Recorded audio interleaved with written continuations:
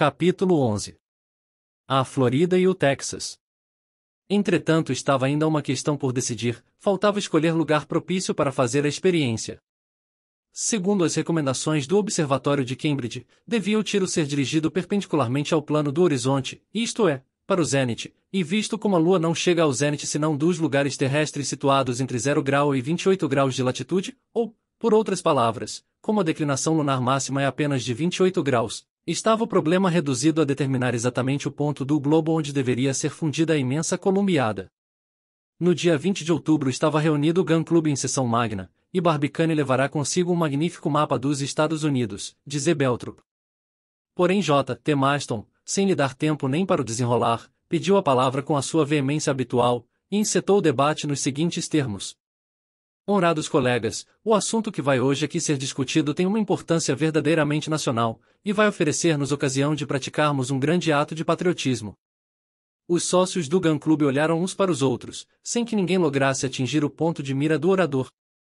Nenhum de vós, prosseguiu este, pensa sequer em transigir em coisa que diga respeito à glória do seu país, e se algum direito a que a União possa com justiça reivindicar, é por certo de conter em seus flancos o formidável canhão do Gun Club. Ora, nas circunstâncias atuais.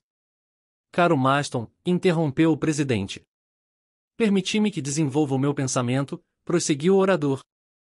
Nas circunstâncias atuais somos forçados a escolher um lugar terrestre suficientemente próximo do Equador, para que a experiência seja feita em boas condições. Se me dais licença, tornou Barbicane. Peço livre discussão das ideias de cada um, replicou o efervescente J. T. Maston, e sustento que o território donde há de partir o nosso glorioso projétil deve ser parte integrante da União Americana. Isso não tem a menor dúvida. Responderam alguns sócios. Pois bem. Já que nossas fronteiras não são bastantemente amplas, já que pela parte do sul o oceano nos opõe insuperável obstáculo, já que nos é forçoso ir além dos Estados Unidos e a um país limítrofe buscar esse 28º paralelo, considero o facto como um legítimo casus belli, e proponho que se declare guerra ao México. Nada. Isso não.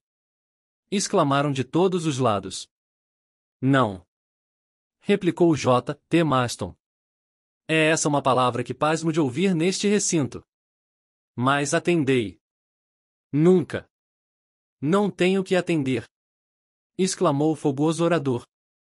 Mais tarde ou mais cedo há de vir a realizar-se essa guerra, e o que vos proponho é que rebente hoje mesmo. Maston, disse Barbicane, forçando a atenção do orador pela ruidosa detonação da campainha presidencial, retiro-vos a palavra. Maston ainda queria replicar, mas alguns dos colegas conseguiram contê-lo.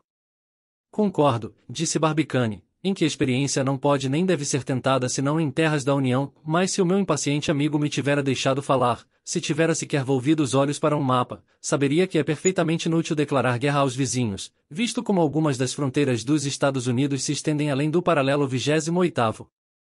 Se não vejam, temos ao nosso dispor toda a parte meridional do Texas e das Floridas. Terminou por aqui o incidente, mas não foi sem custo que J. T. Maston se deixou convencer. Decidiu-se, em consequência, que a Columbiada havia de ser fundida e moldada no solo do Texas ou no da Florida. Porém esta resolução estava destinada para fazer nascer uma rivalidade sem exemplo entre as cidades destes dois estados. O 28º paralelo corta a costa americana pela península da Florida, que divide em duas partes aproximadamente iguais, lança-se depois no Golfo do México, e subtende o arco formado pelas costas do Alabama, do Mississippi e da Louisiana.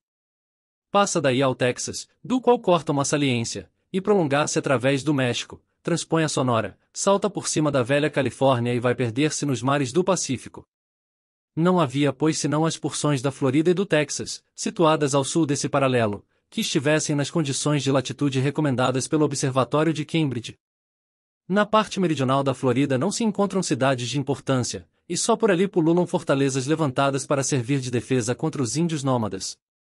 Só uma cidade, Tampa Town, podia reclamar em favor da sua situação na lide e apresentar-se com alguns direitos a ser atendida. Pelo contrário, no Texas são mais numerosas e mais importantes as cidades. Corpus Christi no condado de Nueces, e todas as cidades situadas no Rio Bravo, tais como Laredo, como Alites e Santo Inácio, no Webb, tais como Roma e Rio Grande City, no Sul, tais como Edimburgo, no Hidalgo, Santa Rita, Eupanda e Brownsville e as do Cameron formaram uma liga imponente contra as pretensões da Florida. Assim, logo que se tornou pública a resolução, chegaram a Baltimore pela via mais rápida os deputados floridenses e texanos, e a partir desse momento o presidente Barbicane e os sócios de influência do Gun Club viram-se cercados dia e noite de reclamações formidáveis. Na Grécia foram 7 as cidades que disputaram a honra de terem sido berço de Homero. Aqui 2 estados inteiros estiveram quase a chegar às do cabo por causa de um canhão. Viram-se então aqueles ferozes irmãos passear armados pelas ruas da cidade. E sempre que se encontravam era de temer conflito, que poderia ter sérias consequências. Mas enfim lá estavam a habilidade e a prudência do presidente Barbicane para conjurar o perigo. As demonstrações pessoais serviu de derivativo à publicidade dos jornais dos diferentes estados. Foram sustentáculos da causa do Texas o New York Herald e a Tribuna, ao passo que o Times e a American Review tomaram decididamente as partes pelos deputados floridenses. Os sócios do Gun Club é que não sabiam a quem haviam de dar ouvidos. Apresentava-se altivo o Texas com seus 26 condados, dispostos. Modo de bateria, respondia-lhe a Florida, que para território 6 vezes menor valem 12 condados mais do que 26. O Texas empava com os seus 330 mil indígenas, mas Florida, que tem menor superfície, jactava-se de poder reputar-se mais povoada com os seus 56 mil, e não ficava por aqui, e chegava a acusar o Texas de possuir certa especialidade de febres paludosas, que uns anos por outros lhe vinham a custar alguns milhares de habitantes, e o caso é que não mentia. O Texas, pela sua parte replicava, em que a respeito de febres, nada tinha a Florida que lhe invejar, e que era, pelo menos, imprudente quem chamava aos outros países insalubres, tendo a honra de ter em casa o vômito negro no estado crônico. E o caso é que o Texas também falava a verdade.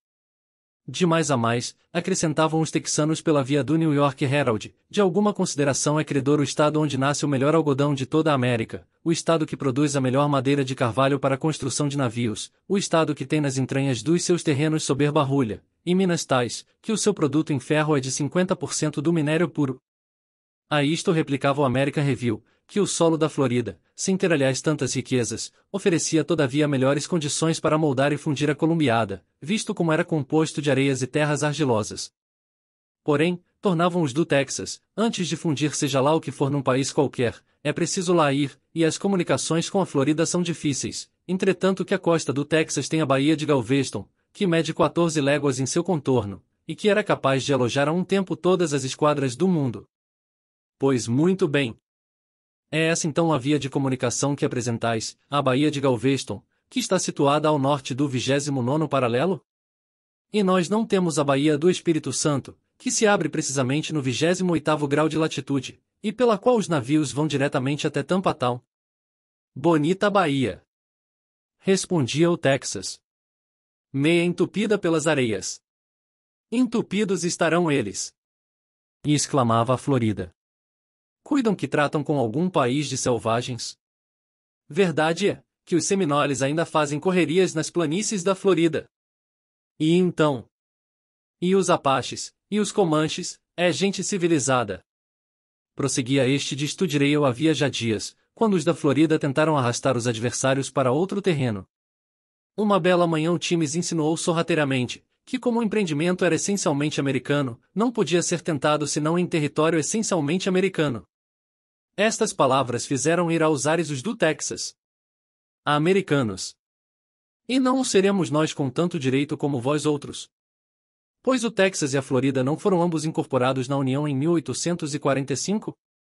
Ninguém o contesta, respondeu o Times, mas nós cá sempre pertencemos ao número dos americanos desde 1820.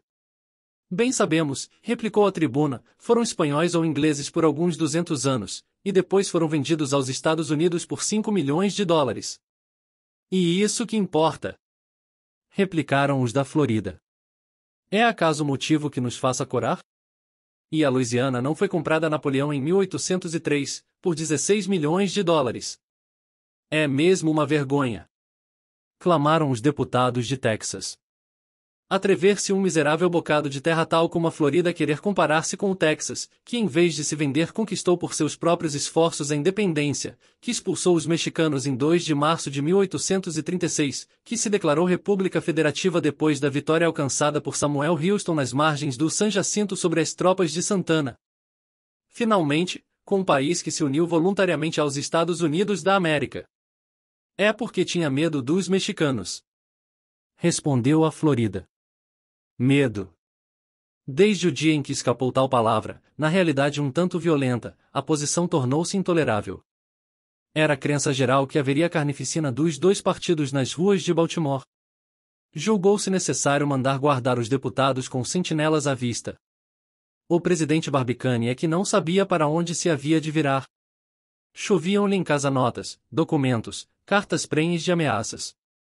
Que solução havia de adotar? Em relação ao apropriado do solo, à facilidade de comunicações, da rapidez dos transportes, não havia diferença nos direitos dos dois estados. As personalidades políticas não havia que atender em assunto tal.